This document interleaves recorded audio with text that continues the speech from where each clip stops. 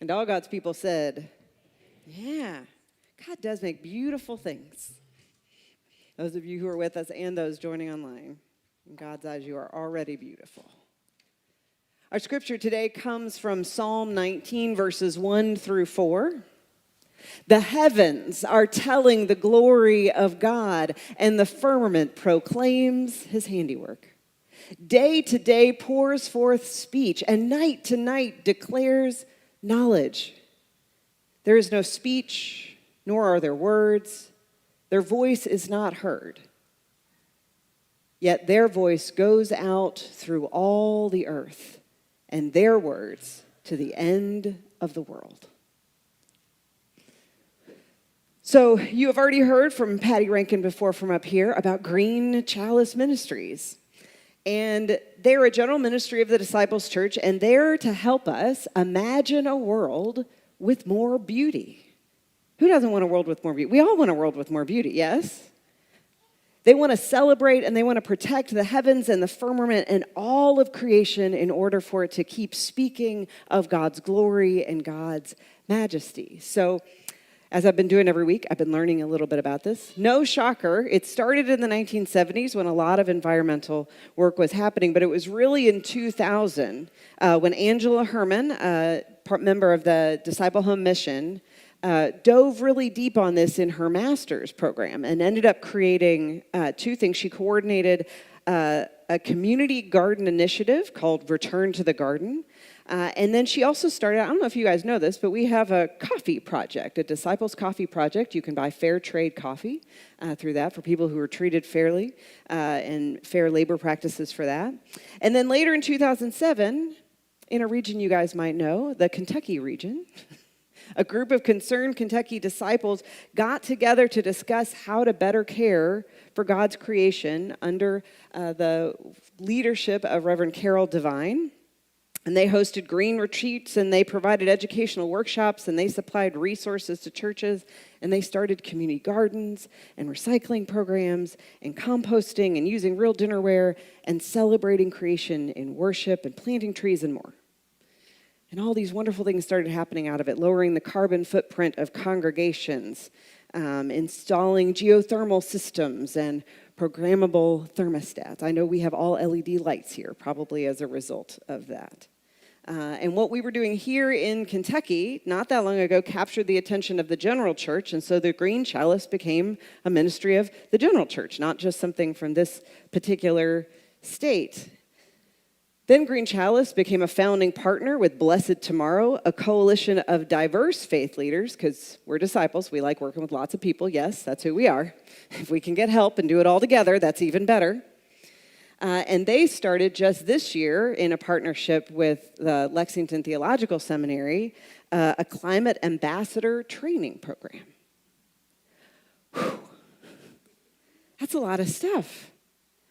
It's a reminder how celebrating creation, caring for creation, ends up connecting disciples. This one woman on one project ends up connecting and spreading in beautiful and faithful ways. I think that's what disciples are really good at. So it seems appropriate that we imagine a world with more beauty this week. Not just because our focus is Green Chalice, but also because, as we heard earlier, it is the Feast of St. Francis. I'm aware of this because my daughter goes to St. Francis School, so we've been all up on that this week and celebrating that.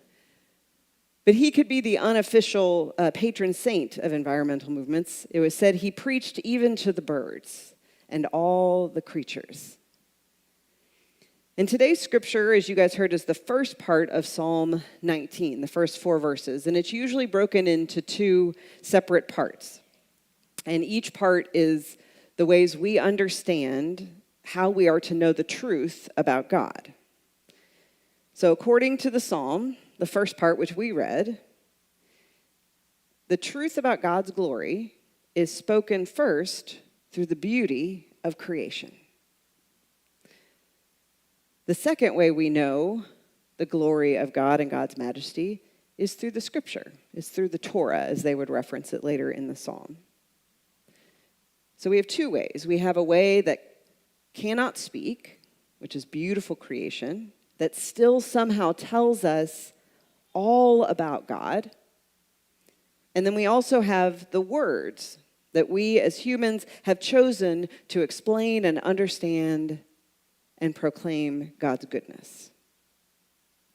There's a quote that gets attributed to St. Francis, but I did not have my research librarian husband double check it for me, so I can't guarantee. But he gets accredited with this one that says, "Preach the gospel at all times, and if absolutely necessary, use words." Says the person who's using a whole bunch of words right now. But it works. Our scripture reflects that quote. It proclaims that the heavens and the beauty of the earth speak volumes about God without saying a word. That creation itself is preaching a very particular gospel. That God is speaking good news to you in every tree, every plant, every river, every ocean, every mountain.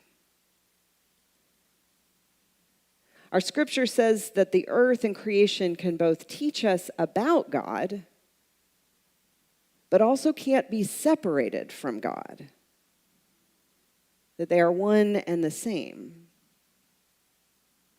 It's a reminder that if we are struggling to see God around us, just go outside. Go into God's creation, go into nature. I know lots of people who have a much easier time experiencing God when they go hiking or they go camping or get close to the ocean or mountain. You were seeing beautiful mountains recently. C.S. Lewis considered Psalm 19 to be the greatest poem in the Psalter and one of the greatest lyrics in the world. Bach, Beethoven, and Handel were all inspired to create beautiful music inspired by this scripture. And what one commentator believes what Lewis is saying is that Psalm 19 affirms that love is the basic reality. The God whose sovereignty is proclaimed in cosmic voices, he says,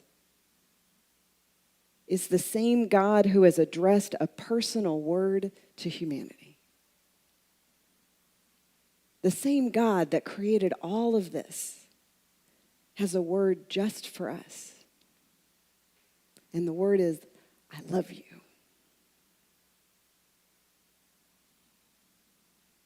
So if the beauty of God's creation proclaims God's glory and love, and the scripture of God proclaims God's glory and love speaking directly to us, it suggests we should listen. I often talk about in prayer that prayer is a two-way street. We often get stuck with just the part where we talk, and we forget that there's also a chance for us to listen. And I like the idea that one of the clearest ways to listen is through God's beautiful creation. I think as we've heard, being Christians, we are called to imagine a world with more compassion, with more community, with more hope, but also with more beauty. The good news is compassion and community and hope, they're all inherently beautiful. But I think we are called to both protect beauty and create beautiful things, as we heard about in our song today. And we have everything we need. Humans are wildly creative. We are also deeply destructive. I'm getting some nods from over there for both of those. And it's important to understand that your theology, what you believe about God, affects how you view creation. There are lots of theology. And so if your theology is more focused on end times or what happens after your death, then this world is of much less concern. You're more focused on God's kingdom in heaven and making sure you have a place there in eternity. But if your theology is based in what happens here and now, then we proclaim that as followers of Jesus, we are able to reveal and see and catch glimpses of God's kingdom, God's realm here on earth. And if that's true, then we should be very concerned about how we care for our planet and for those who live on it now and for those who are going to live on it in the future. In fact, we have already proclaimed this in our worship service today. We all just prayed together just a minute ago, the Lord's Prayer, and we said, "Your kingdom come, your will be done on earth as it is in heaven." We say it every week. And everyone who joins us here or joins us online who's invited to say it, when we say it is a central teaching. It is saying something fundamental that we believe about us and we believe about God and our relationship together and who and what we're called to do and to be. It says on earth, on this planet, not just in heaven, but alongside. We are to make both places beautiful in the eyes of God. Now, it's easy to find images of the beauty of God's world. And I just picked ones in our own state. I mean, sometimes you look at him and you think, I think God's just showing off that day. He's like, look what I can do. David Attenborough documentaries have been trying to get us to love the planet for decades. If you haven't seen them, they're worth it. We know it's not just here, it's all over our planet. But we also know it is beautiful and we can be destructive within our own state. I do not believe that we are more powerful than God, but we are certainly proving to be intensely devastating to God's handiwork. But our power is also what gives me hope. Whenever our human power gets pointed in the right direction, we can do amazing things. When we all decide together, we're going to do it, the world changes. We get those glimpses of God's realm here and now, not in a faraway place, not at a distant time, but here and now. And Francis did say this: start by doing what is necessary. Then do what's possible. And suddenly, you are doing the impossible. So, let's start with what we think is needed. I think the first thing we need is what the psalm already told us to do. Listen to the heavens proclaiming the glory and the majesty of God. We need to take time, both as individuals and as a community of faith, to pay attention to nature. Some of you I know are already really good at this. Are out and about it. We were out and about it at the fire on Friday. We went to the labyrinth on Tuesday. You're going to go on the crop walk today. We get lots of opportunities all week long. Yeah, we should have had a punch card. We had so many activities this week, we could have had a punch card. Like, how many of the things did you go to this week? But there is something about taking time to say thank you when God is showing off. Appreciate it. I take regular walks close to my home and I can get down to the river, which is nice. And there is something about walking next to it. It is majestic. It is beautiful. And it reminds me sometimes of, I am very small. My time here is very short compared to all the things that that river has seen and heard.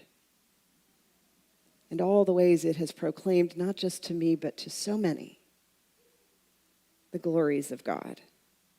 We live in a place that has beautiful parks, both in Louisville and around the state. The country we live in holds some of the wonders of the world all within our borders.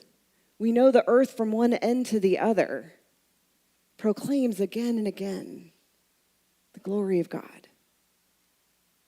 When we take time to listen and look at it. The James Webb Telescope, have you all seen some of these pictures? Have just revealed galaxies and stars in ways we have never seen before.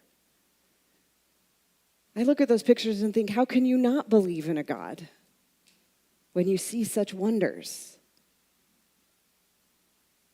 And I think that appreciation, that listening, will inspire us to do what is possible.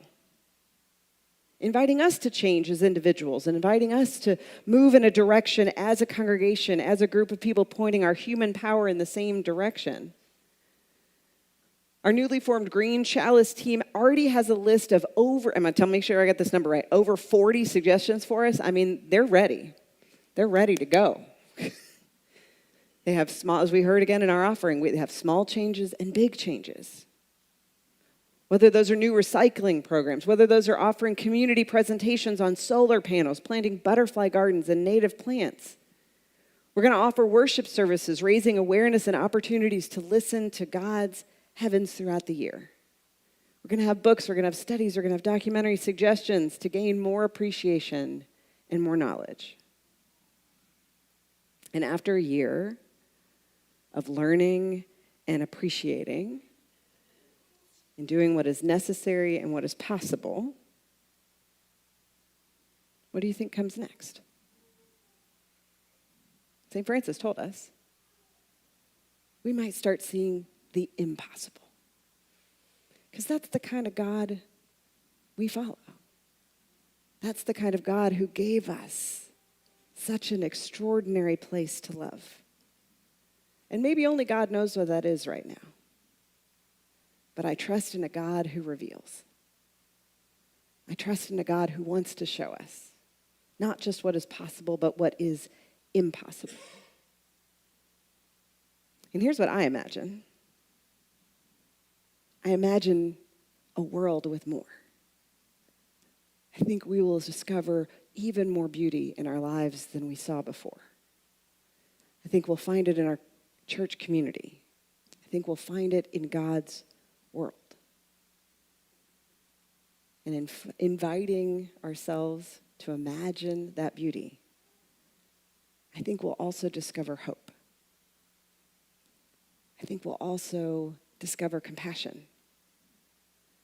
I think we'll learn to connect to our community in ways we never have before. And I think we will get to participate along with God in creating a world with more of God's realm on earth, here, now, in this place.